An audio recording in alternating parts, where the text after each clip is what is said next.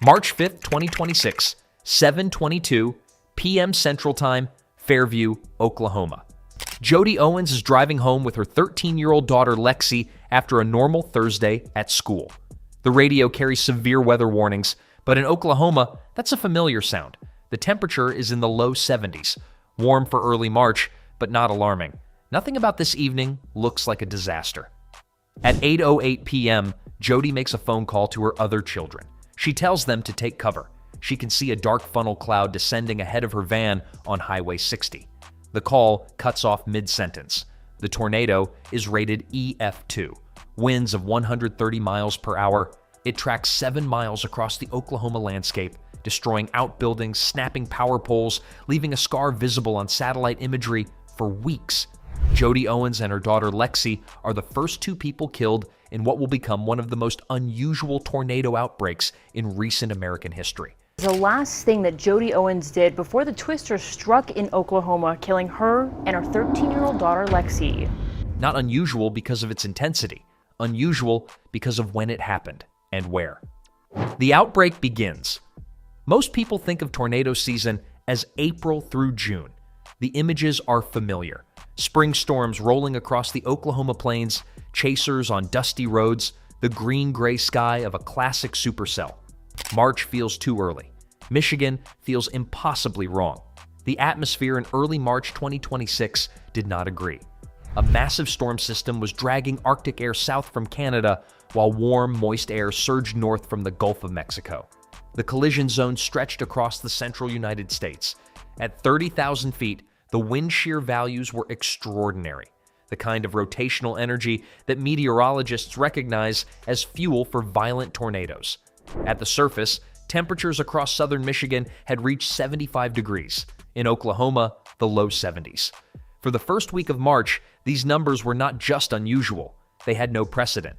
By 3:10 a.m. on March 6th, a second tornado was carving a 19-mile path from Helena to Nash, Oklahoma.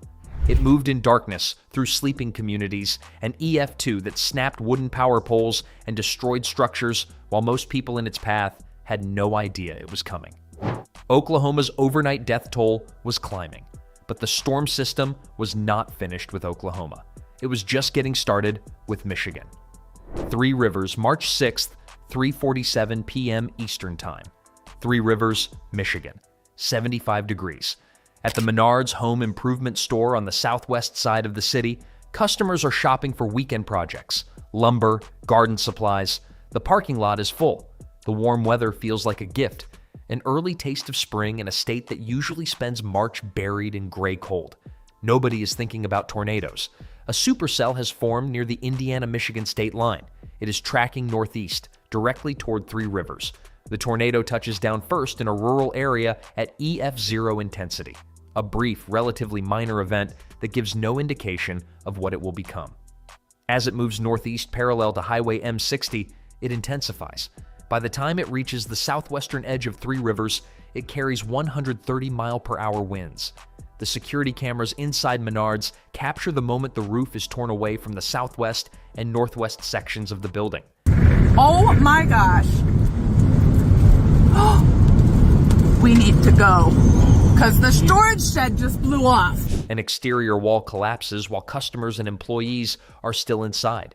People who were comparing paint samples and browsing garden hoses moments before are now pressed against interior walls, unable to hear anything except the building coming apart around them. The tornado crosses Highway 131 and strikes the Three Rivers Health Hospital complex. The Holiday Inn loses the southeast corner of its roof. The Immaculate Conception Church complex is heavily damaged. The tornado crosses the St. Joseph River 3 times, each crossing marking a new line of destruction through the city. It tracks 12.4 miles and reaches a maximum width of 450 yards. 10 people are injured. No one dies. In the context of what has just passed through the center of a mid-sized Michigan city, the absence of fatalities is its own kind of extraordinary. The supercell that produced the Three Rivers tornado is not done. 20 miles to the northeast, it is building towards something worse. Union City, 4:33 p.m. Union City, Michigan. The tornado touches down northwest of Union Lake, near Blossom and Mendon Road. Initial damage suggests EF1 intensity. A pole barn destroyed, a home damaged. Significant but not catastrophic. Then it intensifies. By the time it reaches Prairie Rose Lane and Tuttle Lane, the winds have reached 160 miles per hour. EF3. The neighborhood takes the full force of it. Several homes are swept completely off their foundations. A well-anchored mobile home is thrown 100 yards, its frame twisted beyond recognition. A 500-gallon propane tank is hurled into a nearby field. The tornado is strong enough to produce ground scouring, the soil itself scraped bare by the rotational force, the Earth's surface physically removed in the tornado's direct path. In one home, a man survives by taking shelter in his fireplace. When the tornado passes, the fireplace is the only structure still standing. Everything else is gone. 3 people die. 12 are injured. The tornado tracks 4.46 miles and lasts 9 minutes. In those 9 minutes, it becomes the earliest EF3 tornado ever recorded in Michigan history. It is also the strongest tornado to strike the state in nearly 50 years, since an F4 hit Kalamazoo on April 2, 1977. The meteorologists who will analyze this event in the days and weeks that follow will find themselves reaching for comparisons that don't quite exist. Michigan in early March is not supposed to produce this. Beggs, Oklahoma, 7:17 p.m. Central Time, March 6th. While Michigan is still processing what has just happened, the storm system has looped back to Oklahoma. The tornado that forms near Beggs carries winds of 137 miles per hour and a maximum width of 950 yards. It touches down on the western edge of town and tracks northeast, striking the Beggs Public Schools campus, the middle school and high school, both taking severe roof damage, the bus barn destroyed. The campus is empty.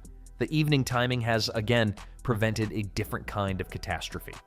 East of Grimes Road, the tornado reaches peak intensity. A double-wide mobile home takes a direct hit. 2 people inside are killed, 2 others are injured. A single-wide manufactured home nearby is completely destroyed.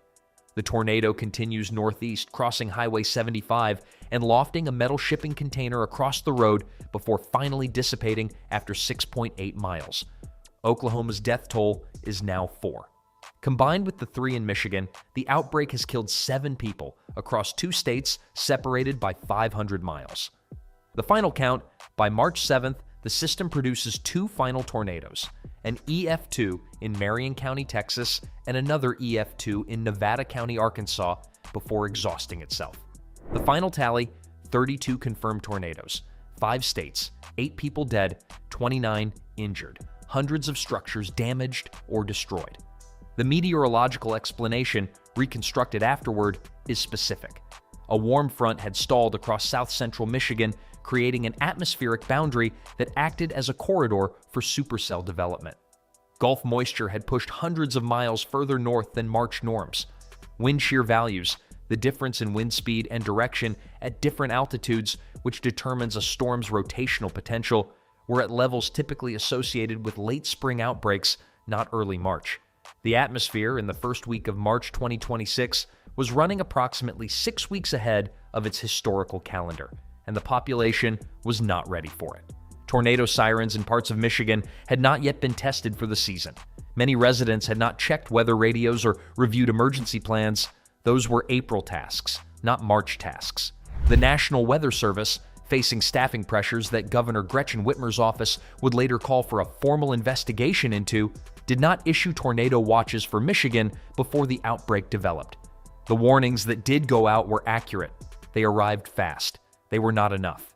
In Union City, Operation BBQ Relief arrived within hours to provide meals to displaced residents. The high school opened as a shelter and donation center. Crews and volunteers worked through the night clearing debris. The community did what communities do after disasters. It showed up for itself. The questions that linger are harder than the debris to clear.